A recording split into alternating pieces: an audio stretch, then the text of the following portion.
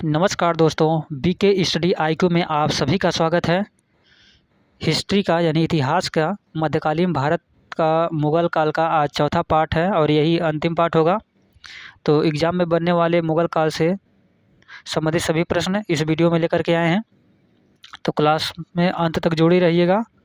तो बिना समय गवाए वीडियो को शुरू करते हैं। पहला प्रश्न है, किसको उसकी ये सिर्फ नहीं होगा, ये सिर्फ नहीं बल्कि शेष है, ध्यान रखिएगा, शेष है। किसको उसकी शेष ज़िंदगी के लिए औरंगज़ेब ने कैद कर दिया था? ऑप्शन है ए अकबर, बी शाहजहां, सी जहांगीर, डी बाबर। जिस क्वेश्चन का आंसर आपको पता है आप अपने आप को टेस्ट कर सकते हैं, कमेंट बॉक्स में आंसर हमें ज़रूर बताइएगा और हम आप सभी का कमेंट बॉक्स ज़रूर देखते हैं और रिप्लाई भी करते हैं। तो किसको उसकी शेष ज़िंदगी के लिए औरंगज़ेब ने कैद कर दिया था? तो इसका राइट आंसर हो जाएगा ऑप्शन बी, शाहजहां। शाहजहां के गिरते स्वास्थ्य के कारण 1657 से 58 ईस्वी में उसके चारों बेटों के बीच युद्ध प्रारंभ हो गया, जिसमें औरंगज़ेब ने विजयी रहा। औरंगज़ेब ने अपने पिता शाहजहां को आगरा के किले में कैद कर दिया, जहां 1666 ईस्वी में उसकी मृत्यु हो गई। तो इस एडिशनल जानकारी को भी याद रखिएगा। अगला क्वेश्चन है, निम्नलिखित में से किस मुगल शासक ने संगीत और नृत्य पर प्रतिबंध लगाया था? ऑप्शन है A Babur, B Humayun, C Aurangzeb, D Jahangir. Comment box में आंसर हमें बताइए। निम्नलिखित में से किस मुगल शासक ने संगीत और नृत्य पर प्रतिबंध लगाया था? तो इसका राइट आंसर हो जाएगा ऑप्शन सी, औरंगज़ेब ने लगाया था। तो याद रखिएगा, मुगल शासक औरंगज़ेब की धार्मिक रूप से असहिष्णु माना जाता है। उसने संगीत और नृत्य पर प्रतिबंध लगा दिया क्योंकि शरीयत से संगीत को बुरा माना जाता है। अगला क्वेश्चन है, निम्नलिखित में से औरंगज़ेब का उत्तराधिकारी कौन था? ऑप्शन है ए आजम, बी कमबख्श, सी अकबर द्वितीय, डी मुअज्जम। निम्नलिखित में से औरंगज़ेब का उत्तराधिकारी कौन था? इसका राइट आंसर हो जाएगा ऑप्शन डी, मुअज्जम। कौन हो जाएगा? मुअज्जम हो जाएगा।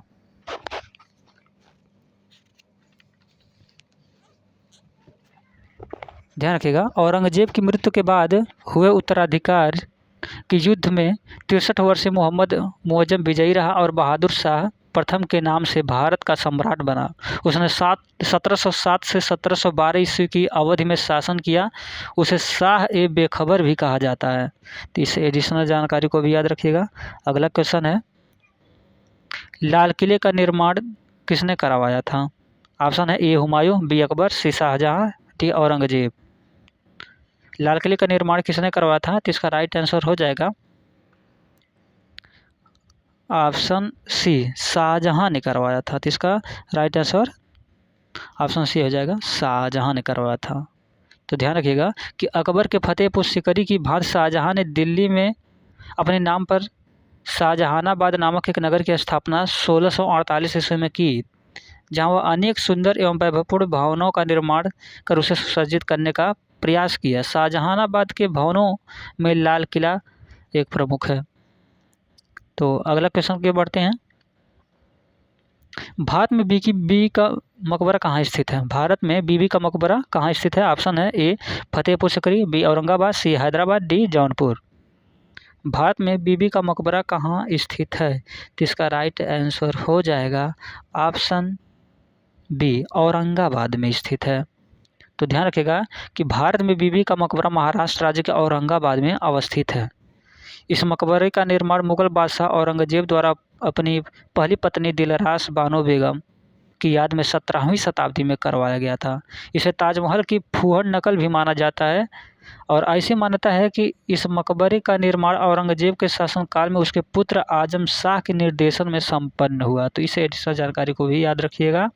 अगला प्रश्न है, भारत में बीबी का मकबरा कहाँ स्थित है? तो वही क्वेश्चन रिपीट हो गया है।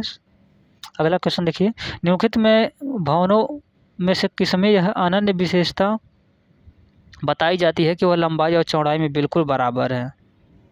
ऑप्शन है ए आगरा का किला, बी लाल किला, सी ताजमहल, डी बुलंद दरवाजा। तो इसका राइट आंसर हो जाएगा ऑप्शन सी ताजमहल। ताजमहल लंबाई और चौड़ाई में बिल्कुल बराबर है। यह आकार में वर्गाकार है तथा इसका निर्माण पूर्णतः संगमरमर से किया गया है। तो ध्यान रखिएगा, इसका ऑप्शन सी राइट आंसर हो जाएगा। और अगला प्रश्न कि ताजमहल किसके द्वारा बनवाया गया था? ऑप्शन है ए जहांगीर, बी शाहजहां, सी शेरशाह, डी नादिर शाह।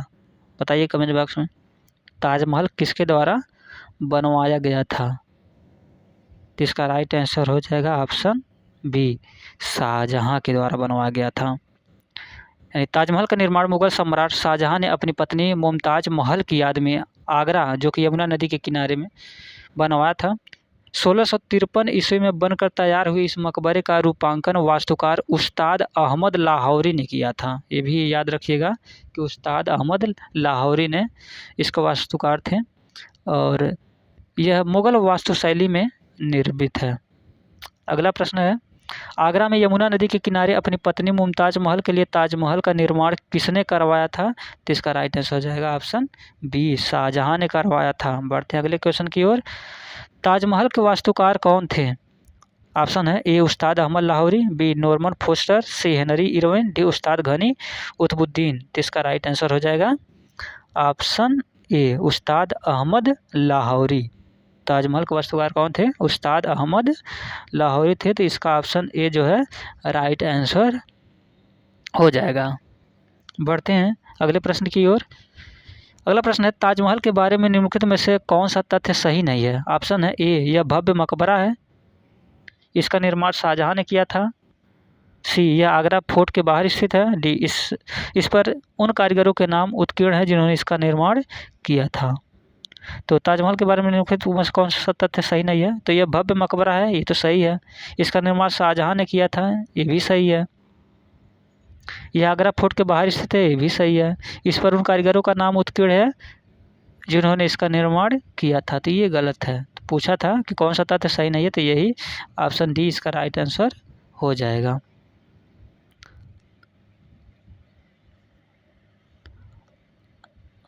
अगला प्रश्न देखिए, निम्नलिखित का मिलान करना है। आगरा का किला स्मारक है और एक तरफ शासक है। तो आगरा का किला किसने बनवाया था? तो आगरा का किला अकबर ने बनवाया था। तो इसका पहले का क्या हो जाएगा? पहले का बी हो जाएगा। और ताजमहल का निर्माण शाहजहां ने किया था, दूसरे का सी हो जाएगा। पहले का बी, दूसरे का सी, और बचा तीसरे का ये हो जाएगा शेरशाह। पुराना किला शेरशाह ने बनवाया था। नहीं, इसका राइट आंसर हो जाएगा ऑप्शन बी, सी, ए, यानी ऑप्शन बी इसका राइट आंसर हो जाएगा। कौन सा ऑप्शन? 20 का राइट आंसर हो जाएगा। आगरा का किला अकबर ने बनवाया था, ताजमहल शाहजहां ने बनवाया था और पुराना किला शेरशाह ने बनवाया था। बढ़ते हैं अगले प्रश्न की ओर। अगला प्रश्न है, लाहौर में बादशाही मस्जिद का निर्माण किसने करवाया था? ऑप्शन है ए शाहजहां, बी औरंगजेब, सी अकबर, डी हुमायूं। लाहौर में बादशाही मस्जिद का निर्माण किसने करवाया था? तो इसका राइट आंसर हो जाएगा ऑप्शन बी, औरंगजेब ने करवाया था। तो इसका राइट आंसर क्या हो जाएगा? बी हो जाएगा। लाहौर जो कि पाकिस्तान में है, बादशाही मस्जिद का निर्माण मुगल शासक औरंगजेब द्वारा करवाया गया था।